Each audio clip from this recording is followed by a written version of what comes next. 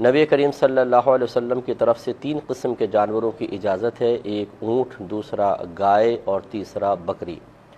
اونٹ میں اونٹنی بھی شامل ہے اور گائے کے ساتھ بیل، بھینس، بھینسا، اور بکری کے ساتھ بکرا اور دمبا اور دمبی وغیرہ، بھیڑ وغیرہ، یہ سب اس میں شامل ہوتے ہیں۔ اونٹ کم از کم 5 سال کا، گائے کم از کم 2 سال کی، اور بکرا، بکری، دمبا، دمبی کم از کم 1 سال کا ہونا چاہیے۔ لیکن بھیڑ کا بچہ اگر 6 ماہ کا ہو اور اتنا فربا ہو، کسی ایسی نسل کا ہو کہ دور سے دیکھنے میں سال بھر کا لگے، تو اس کی قربانی شرعاً جائز ہے۔ باقی کسی جانور کی کم عمر ہو، جو نصاب ایک عمر کا مقرر کیا ہے، تو اس کی قربانی نہیں ہوگی۔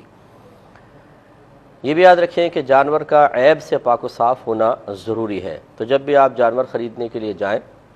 تو ذرا ترتیب سے اچھی طرح اس کو چیک کریں۔ مثلا اس کی ناک دیکھیں، کٹی ہوئی نہ ہو، اس کے دانت دیکھیں، ٹوٹے ہوئے نہیں ہونے چاہیے۔ اگر جانور بہت خوبصورت ہے، اچھا فربا ہے، ایک آدھ اس کا دانت ٹوٹا ہوا ہے تو چل جائے گا، خلاف سنت قربانی ہوگی لیکن بہرحال ہو جائے گی۔ فقہا نے فرمایا کہ اتنے دانت ٹوٹے ہوئے ہوں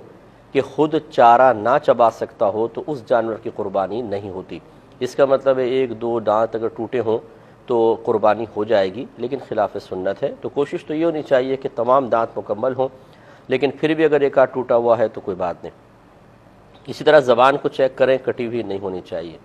آنکھوں کو چیک کریں، دونوں آنکھیں بالکل صحیح ہونی چاہیے۔ اگر کاڑا بکرا ہو کہ ایک آنکھ ہے ایک نہیں، یا اندھا بکرا ہے تو اس کی قربانی نہیں ہوگی۔ تو ذرا تھوڑا سا اس کی اس طرح آنکھ کے قریب لا کے یوں کریں، اگر وہ آنکھ بند کرتا ہے تو اس کا مطلب ہے کہ اس کی آنکھ ٹھیک ہے، ورنہ ہمارے ہاں تو ماشاءاللہ ایک سے ایک ماسٹر لوگ ہیں، قربانی یہ بکرے کی آنکھیں بعض اوقات ضائع ہو جاتی ہیں اور اس میں نکلی آنکھ فٹ کی ہوتی ہے، تو یہ پتہ چل جائے گا اگر نکلی ہوگی تو حرکت نہیں کرے گا، چاہے آپ کتنی آنکھ کے قریب کریں، تو یہ ضرور چیک کر لیا کریں، بعض اوقات دھوکہ ہو جاتا ہے۔ کانوں کا مسئلہ یہ ہے کہ اگر کسی جانور کے پیدائشی کان نہ ہو تو یہ ایک عیب ہے، اس کی قربانی نہیں ہو سکتی۔ ہاں، بڑے چھوٹے سے کوئی فرق نہیں پڑتا۔ بعض بکرے ایسے ہوتے ہیں جو چھوٹی نسل کے ہوتے ہیں، ان کے ٹیڈی بکرے شاید کہتے ہیں، چھوٹے چھوٹے سے کان ہوتے ہیں، تو کوئی مسئلہ نہیں ہے، بہت لمبے کان ہوں یا چھوٹے ہوں، دونوں چل جائیں گے۔ لیکن مکمل طور پر اگر پیدائشی طور پر نہیں ہے تو پھر نہیں ہوگی۔ اور اگر کان ہیں اور کٹے ہوئے ہیں تو اس میں دیکھا جائے گا اگر کان اتنا کٹا ہے کہ 1/3 یا اس سے زیادہ، تو اس کی قربانی نہیں ہوتی ہے۔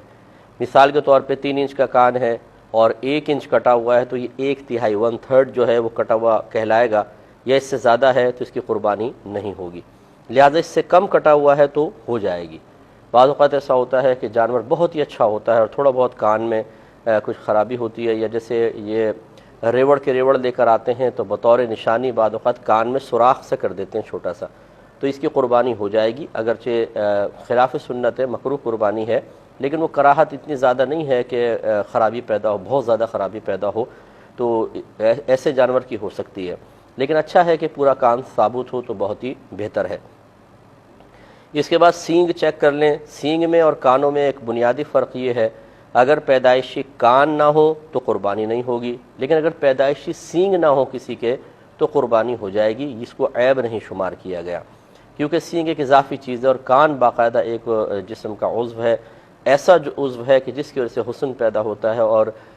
جانور یا انسان مکمل ہوتا ہے۔ سینگ ایک اضافی چیز شمار کی گئی ہے، تو اس لیے وہ زینت کے لیے گویا کہ کہہ لیں آپ، یا خاص کسی ضرورت کے لیے، جیسے جانوروں کو بعض کو اللہ تعالیٰ نے سینگ دیے تاکہ وہ اپنا دفاع کر سکیں۔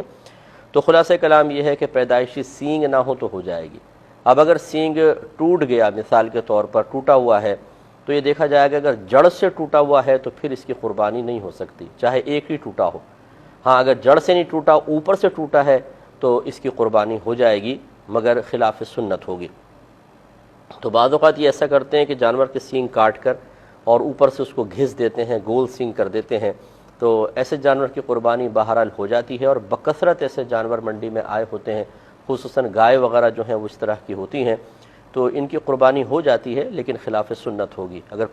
پورے سینگ ہو تو بہت ہی بہتر ہے۔ ایک جانور کو اچھی طریقے سے چیک کریں۔ سینگ تک ہم پہنچے تھے کہ اگر پیدائشی سینگ نہ ہو تو قربانی بلا کراہت صحیح ہے،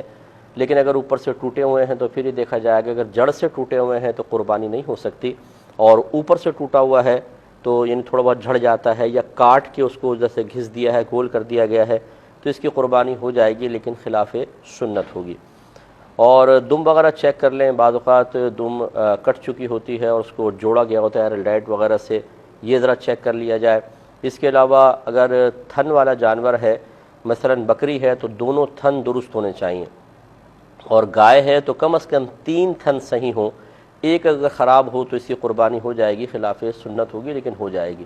لیکن اگر 2 تھن خراب ہیں مطلب گائے کے، تو پھر اس کی قربانی نہیں ہوگی، اس لیے تھن بھی چیک کر لیے جائے۔ اس کے علاوہ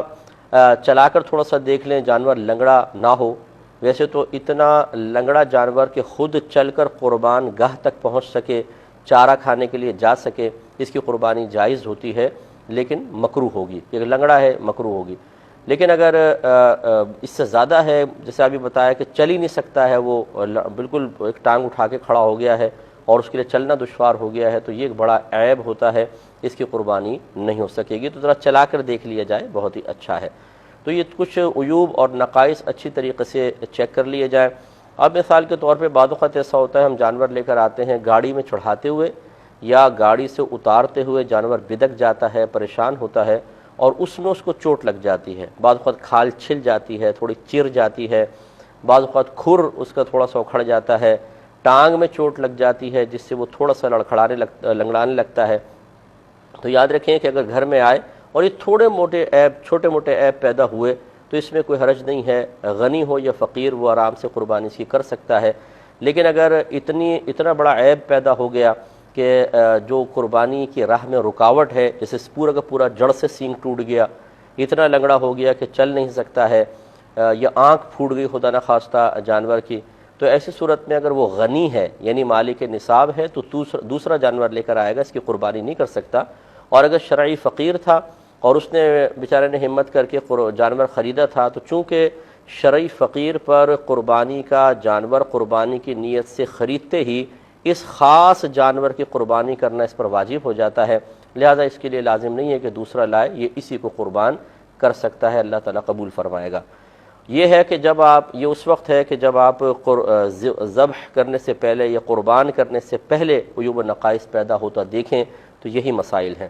اور ایک یہ ہے کہ آپ نے جانور لٹا دیا ہے، چھری پھیرنے والے ہیں یا تھوڑی بہت چھری پھیر دی ہے، اس میں بھی آپ نے دیکھا ہوگا بعض اوقات جانور ایک دم بدک کے اڑ جاتا ہے، دوڑ پڑتا ہے، بھاگ لیتا ہے، اور عین ذبح کے وقت اس میں کوئی عیب پیدا ہو گیا،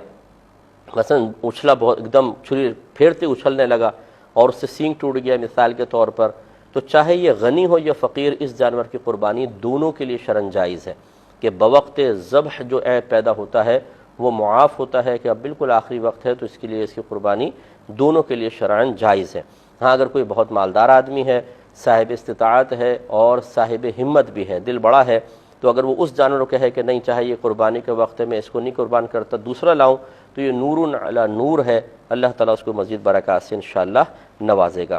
کچھ حصوں کے بارے میں